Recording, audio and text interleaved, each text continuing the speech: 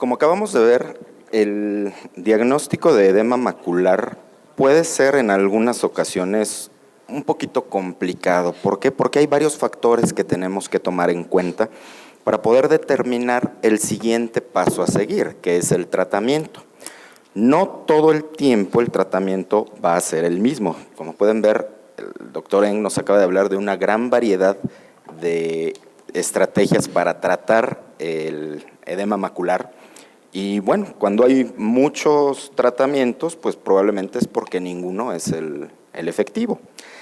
Sabemos entonces que hasta un 6% de los pacientes con diabetes mellitus puede desarrollar edema macular sin retinopatía diabética y un 11 a 12% de los pacientes con retinopatía diabética pueden desarrollar edema macular. El primer punto que quisiera que tratara la mesa es cómo diagnosticamos, cómo le hacemos ante un paciente que llega diabético de varios años de evolución, que se queja de mala visión, lo dilatamos y le encontramos algo ahí en la retina. ¿Cuál es la estrategia diagnóstica inicial? Abel.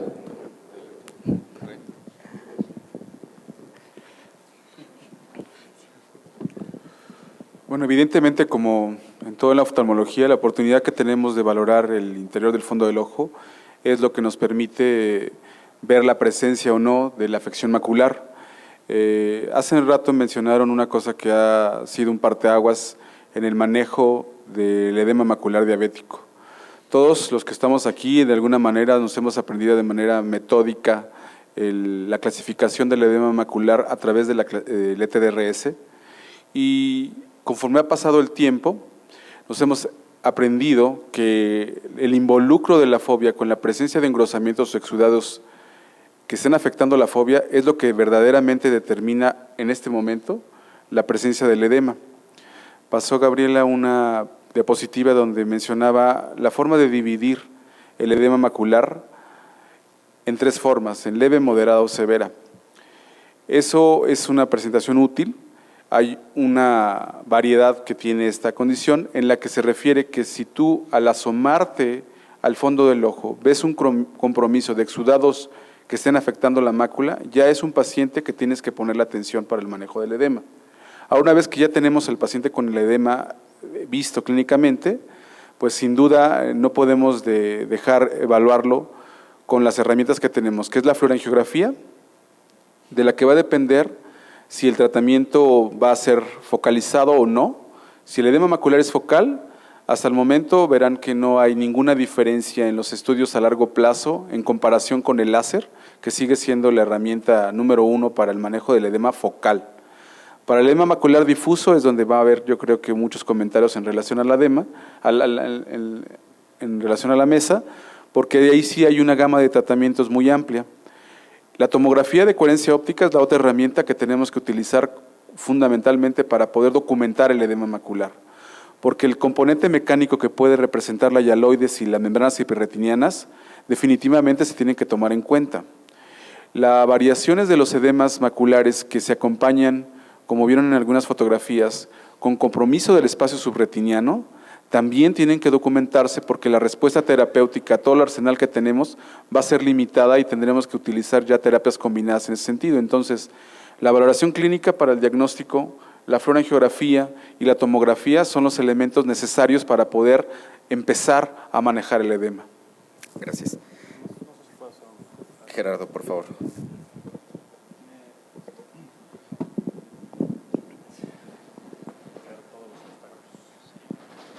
Gracias.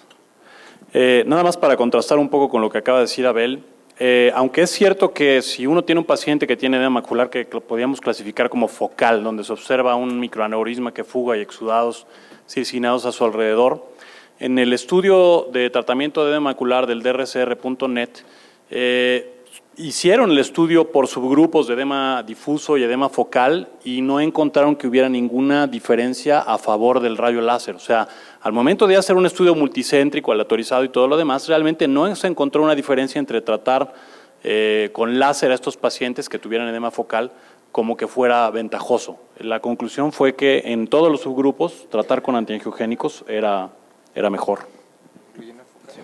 Doctor Eng. Sí, también el gran problema es que cada vez se menciona que la gran mayoría de los pacientes tienen un edema combinado. O sea, es muy difícil realmente encontrar ya pacientes con un edema focalizado puro. O sea, ya uno, y esto lo hemos visto cada vez más porque gracias a la ayuda de la tomografía óptica 40, gracias al OCT. Entonces, también ese es un punto importante, ¿no? Sí, Abel.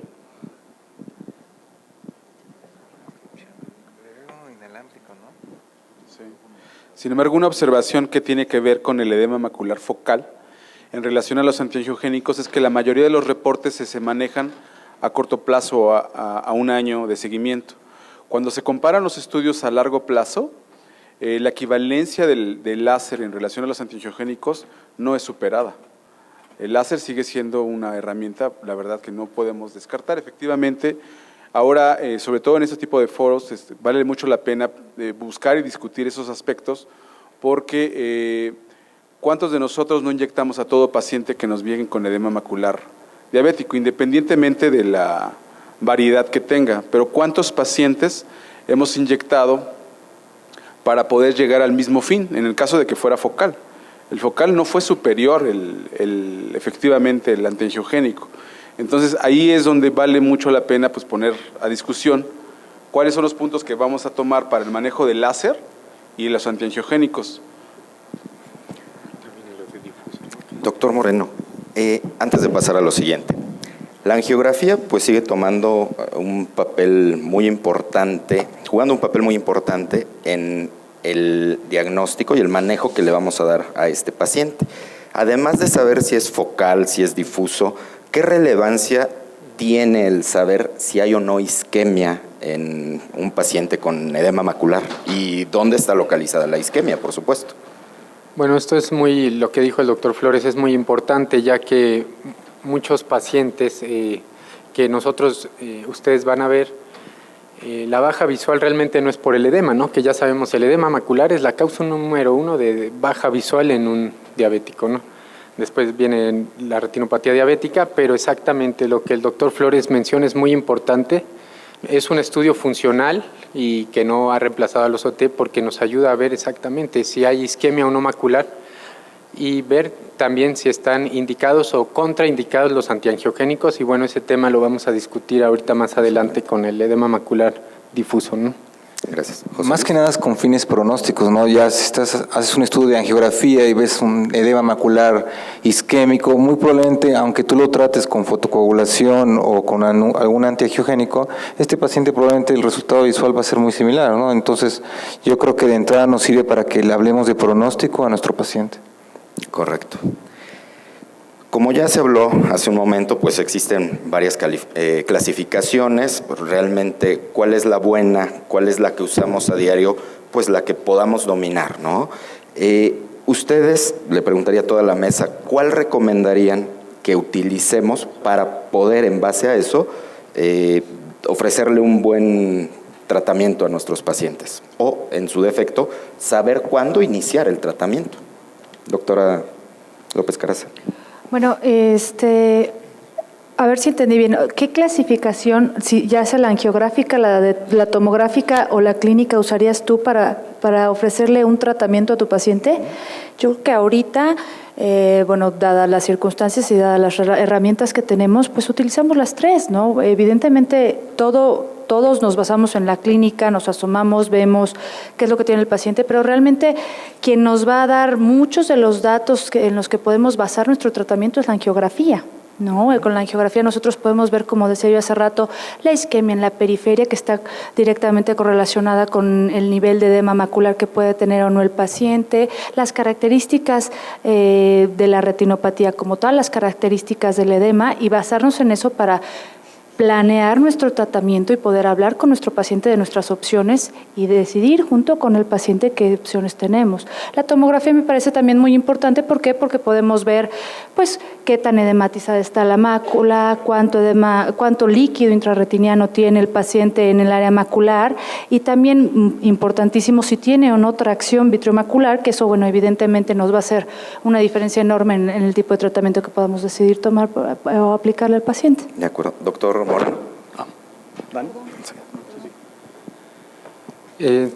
Como ya se mencionó, entonces, nos ayuda mucho la angiografía y, bueno, recientemente las tomografías de coherencia óptica espectrales también. Ahora, como ya mencionó la doctora López Caraza, buscar esos hallazgos en nuestros pacientes a veces nos dan, además de la angiografía, nos dan la explicación del por qué no hay la mejoría del paciente. El ver, como ya muy bien mencionó la doctora López Caraza, la membrana limitante externa, la membrana limitante interna, un despegamiento neurosensorial, muchas veces nos dan la explicación, una evidencia para nosotros poder explicarles al paciente el por qué no mejora o sí mejora el tratamiento. Yo creo que más que una clasificación, el paciente llega porque no ve bien. Y entonces el paciente dice, veo mal, entonces para nosotros simplemente es edema macular. Las clasificaciones creo que para fines prácticos nos van a servir un poquito a nosotros, pero cada estudio, cada clasificación es diferente, como mencionó la doctora López Caraza. Clínicamente vamos a ver el edema. La angiografía nos va a ayudar a ver si es focal o difuso. El OCT nos va a descartar si hay tracción o no, y es un estudio de seguimiento, ya sea como lo trates, ya sea con focal, con la fotocoloración macular focal, o con vitrectomía, o con antiangiogénicos. El OCT nos va a ayudar para ver la evolución de ese edema macular, más que clasificación, simplemente son herramientas. Yo creo que no debería existir ya una clasificación, simplemente el paciente tiene edema macular. Gerardo. Abundando un poco en ese respecto, el hecho de clasificar el edema como focal o difuso, aunque es muy, es muy práctico, no, focal es solo una zona y difuso es toda la mácula, pero realmente no implica nada en cuanto al pronóstico. Voy a regresar a lo mismo que dije hace rato. O sea, de hecho, Neil y Susan Bresler, en nombre de todo el DRSR.net, tienen publicado un editorial que se llama Edema macular, que es focal y que es difuso, donde ellos dicen que la posición, digamos, oficial del estudio y del grupo DRSR.net es que ya no se tiene que utilizar la clasificación de focal y difuso porque, de acuerdo a los resultados de su estudio, no había diferencia en cuanto a la terapia. Ahora, todos los estudios nuevos, el RESOLVE, el READ, todos estos hablan sobre edema macular que involucra el centro. Entonces, para mí ese sería la principal clasificación que me va a decir si voy a tratar o no a tratar a un paciente.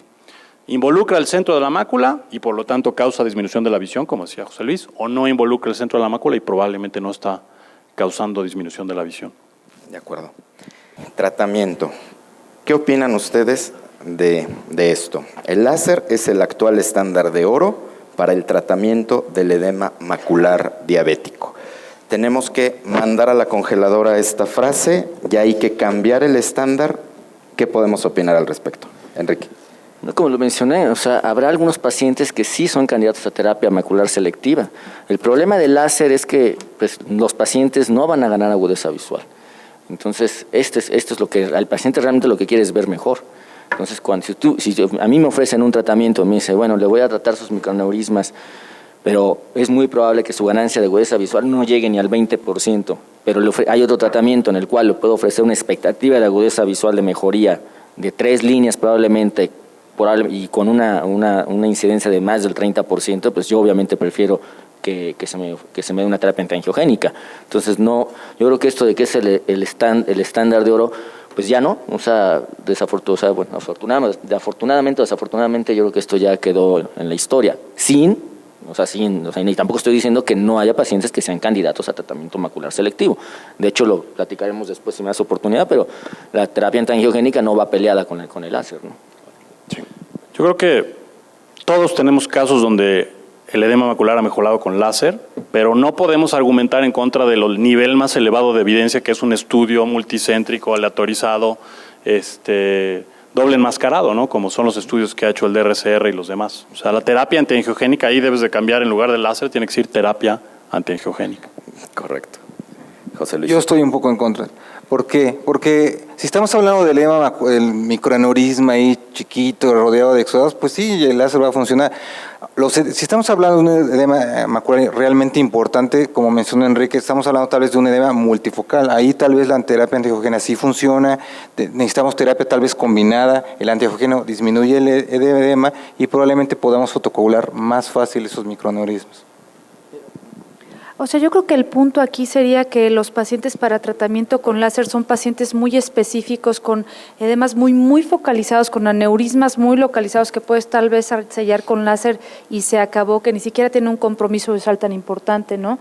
Realmente si tienes un paciente con compromiso visual importante, yo creo que sí vale la pena poner terapia antiangiogénica, aunque yo sí tengo pacientes que en situaciones muy específicas, en edemas muy focalizados, sí he puesto láser y no estoy peleada con ese tipo de tratamiento, simple y sencillamente que pues actualmente la terapia antiangiogénica supera por mucho la respuesta que tenemos al tratamiento con láser en edemas maculares más importantes o más severos.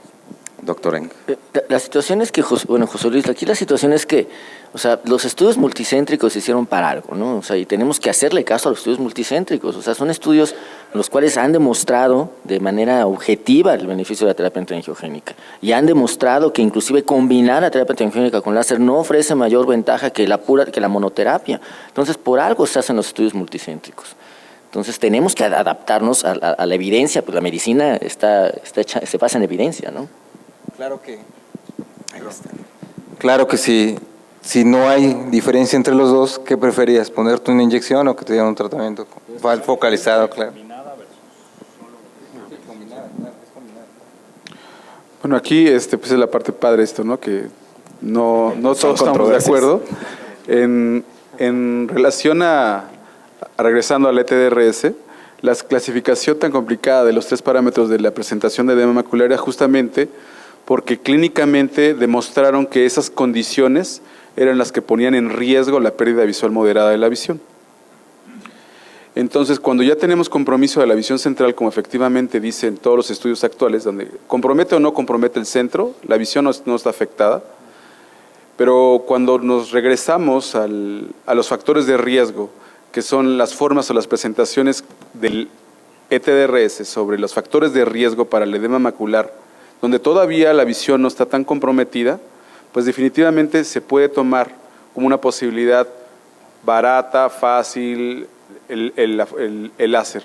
Los antiangiogénicos siguen siendo ahorita la herramienta que yo creo que todos los que nos dedicamos a retina la ocupamos pues, todos los días. Pero definitivamente para nuestro medio, a pesar de que esa situación se presente, esa ya es una opinión individual, donde aquí vamos a decidir no solo en los estudios multicéntricos, sino en la experiencia que vamos teniendo al paso del tiempo, y vemos que efectivamente el focal, cuando se aplican los criterios que estaban, la evolución no es tan mala, es buena. Efectivamente, todavía no estaba comprometida la visión, no tenemos parámetros tan amplios para poder juzgar si hay una recuperación visual tan grande o no, porque no está involucrado el centro. Cuando está involucrado el centro, creo que en este momento no hay duda que todos estamos utilizando la terapia antiangiogénica como la primera línea de tratamiento. Muy bien. Vamos a ver qué sucede con el láser. Entonces, en su momento aplicábamos tratamientos focales, aplicábamos parrillas, que pues prácticamente ya está proscrita, ya quedó por ahí en los libros de historia, o el protocolo del ETDRS modificado. ¿Y qué era lo que teníamos? Pues las imágenes que claramente vemos ahí, con una parrilla, un tratamiento focal en el otro lado, y de repente teníamos esta clase de pacientes. Pacientes que se trataron con excesivo láser en la mácula y pues al final pues tal vez ya no hay edema ahí y tampoco hay mácula, ¿verdad? Esta es una imagen, unas fotografías que me gusta mucho mostrar, porque como pueden ver en esta parte se puede demostrar cómo con el tiempo el láser, las cicatrices van aumentando de tamaño, eso es algo importante. Entonces, si ponemos láser cercano al centro de la fóvea, es probable que esa cicatriz vaya a crecer con el tiempo y nos pueda comprometer la visión. Y quiero aprovechar aquí, ahora, con la nueva tecnología que tenemos, con los diferentes tipos de láser que hay en la actualidad, que ya no generan daño, láseres a los cuales le subimos la angiografía y de forma automatizada el software encuentra qué aneurisma hay que tratar sin dañar la retina, con baja fluencia, los micropulsos, los nanopulsos. ¿Qué opinan ustedes? ¿Esto viene a revolucionar el tratamiento con láser del edema macular diabético o no? Sí, Doctor Moreno. adyuvante a la terapia antiangiogénica, pues sí es un gran apoyo. Esta nueva tecnología, una gran ayuda, ya que, pues ya mencionaste, tiene la ventaja de no hacer las cicatrices, las quemaduras, estimular el factor derivado del epitelio pigmentado. Pero aquí sí hay que ser muy cuidadoso en que ya en un estudio ya se demostró que si vamos a usar el láser micropulsado, es mejor usar el de alta densidad respecto al de subumbral, ya que y ellos se referían como alta densidad, no solo tratar la zona engrosada, sino también las áreas sanas, ¿no? Y con muy buenos resultados, siendo estadísticamente superiores incluso al ETDRS modificado. Nada más, Sí, doctor García. Sí, claro, ok. Nada más, para las personas que no se dedican a la retina, sí vale la pena aclarar que el tratamiento con láser, digamos, ETDRS modificado, y los otros láseres de los que estamos hablando, el micropulsado, son dos tratamientos totalmente diferentes. No tiene, aunque los dos utilizan láser, no actúan de la misma manera. El primero de ellos es aplicar láser como el que estamos acostumbrados, a un poder pequeño haciendo marcas muy leves en la mácula y que quedan quemaduras como las que se pueden observar en la pantalla. El láser micropulsado utiliza una tecnología que, haciendo una analogía con la FACO, en lugar de ser así FACO continuo, sería FACO con burst o FACO con pulsos, o sea, utiliza muchos pulsos de láser que realmente no elevan la temperatura del epitelio pigmentario más allá del donde hay coagulación y por lo tanto de hecho es un tratamiento que es invisible, es subumbral, o sea, tú puedes aplicarle a toda la mácula y no se ve nada y la manera en la que esto en teoría funciona es estimulando, como dijo Daniel, el epitelio pigmentario de la retina que produzca sustancias antiangiogénicas y eso en teoría mejora el edema, ¿no? Dicho sea de paso, este paciente, fue tratado con láser micropulsado. Estuviste a punto de darme un selectivo a mí también, maestro. Es correcto. Fue tratado con láser micropulsado en toda esta zona y como pueden ver, el edema ha ido desapareciendo con el tiempo. Como ya se ha comentado, pues bueno, hay un montón de opciones farmacológicas, hay una gran cantidad de estudios, en muchos de ellos varios de ustedes han participado y bueno, al final, como dijo el doctor Eng, tenemos toda una avalancha de estudios que tenemos que leer y cada uno puede abogar por cada una de las diferentes sustancias que tenemos en la actualidad como armamento para el tratamiento del edema macular diabético. Y sigue la lista, pero bueno, vamos a pasar a otra cosa. Estas diapositivas son del estudio de edema macular realizado por la Sociedad Europea de Vítreo y Retina, en la cual varios de nosotros también participamos. Como pueden ver, la mayoría de los médicos enviaron casos tratados exclusivamente con un antiangiogénico. Como pueden ver, la cuarta parte fueron tratados con antiangiogénico y la otra cuarta parte básicamente fueron tratamientos combinados. Entonces estamos hablando de que tal vez no podamos todavía hablar de un nuevo estándar, sino que más bien la combinación de los tratamientos puede ser lo que nos va a llevar a resolver o intentar resolver el edema macular. ¿Qué opinan de esto? Daniel. Sí, la nueva tendencia, y bueno, ahorita vamos a ver qué opina cada uno de la mesa. Este es un tema muy interesante. De forma personal sí me gusta combinar tratamientos. Ya dijeron toda la gama, ya no hay que repetir los estudios y los grupos y todas las dosis, pero siempre combinar el antiangiogénico y finalmente llegar al láser, ya sea la preferencia de cada quien es respetable de micropulsos o ETDRS modificado. Pero finalmente las dos combinadas, cuando es resistente al antiangiogénico y se cambia de antiangiogénico o no, siempre está la la opción final, si no hay respuesta en antiangiogénico, de dar con un implante de dexametasona de liberación prolongada, ¿no? Correcto. José Luis. Yo digo que la terapia combinada va a ser el tratamiento adecuado. Ok. ¿Alguien más en la mesa opina algo diferente? Bueno, yo sí, yo a diferencia, bueno, yo no inicio con el tratamiento combinado de un inicio, o sea, realmente sí estamos conscientes de que los factores inflamatorios juegan un papel muy importante y de ahí el beneficio de la terapia esteroidea. Pero pues realmente con la monoterapia tenemos una buena respuesta y como se menciona en varios paneles, sucede algo muy parecido a lo que pasa con la maculopatía degenerativa, ¿no? No se sabe muy bien por qué, pero el famoso switch, ¿no? Cuando cambias de antiangiogénico, esos pacientes que no respondían pueden responder, ¿no? Entonces, tal vez cambiar de Avastin a ranibizumab o de ranibizumab cuando contemos con Villep-Trap, estos pacientes se puedan beneficiar. Y mi objetivo en el paciente es llevar la mácula a un grosor normal y obviamente con esto conlleva que la gran mayoría puedan mejorar la agudeza visual. Y más o menos al 6º mes, si ya logro yo este objetivo, ya se toma una fluorangiografía, porque les digo, no estoy peleado con el láser, pero se pueden seguir tratando con fotocoagulación. Pero de entrada no lo combino, o sea, al menos que no tenga respuesta. Yo creo que las terapias combinadas las podemos considerar en pacientes que no están respondiendo a tratamiento, ¿no? Que no están respondiendo a monoterapia inicial, pacientes en los que ya intentamos, como dice Enrique, hacer el switch y demás, y de todas formas no estamos teniendo una respuesta adecuada, entonces yo combino terapias. Antes, la verdad es que la mayor parte de los tratamientos que realizo son monoterapias con antiangiogénicos.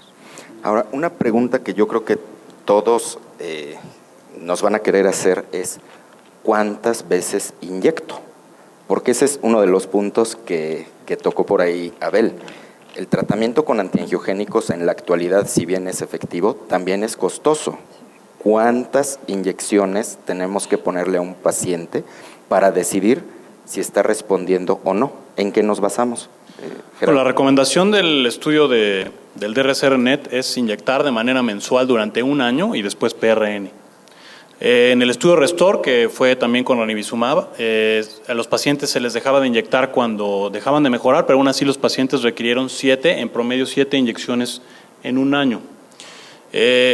Yo me voy mucho más a inyectar más que a inyectar menos. O sea, sí creo que si al paciente le llevó, no sé, 20, 25, 30 años para llegar al punto en el que se encuentra, no vamos a en 3 meses quitarle el problema que tiene en su retina. La manera en la que yo lo hago es inyectar de manera mensual hasta que o el paciente deja de responder, después en 3 meses se le acaba el dinero, como dice el doctor, nada que ver. Hasta que deja de responder o hasta que consigo mi objetivo, que es secar la mácula. Y aún así al paciente hay que seguirlo porque muchas veces el rebote es la regla, ¿no? Sobre todo si al paciente lo operan de catarata o le hacen alguna otra situación, puede regresar el edema. Muy bien.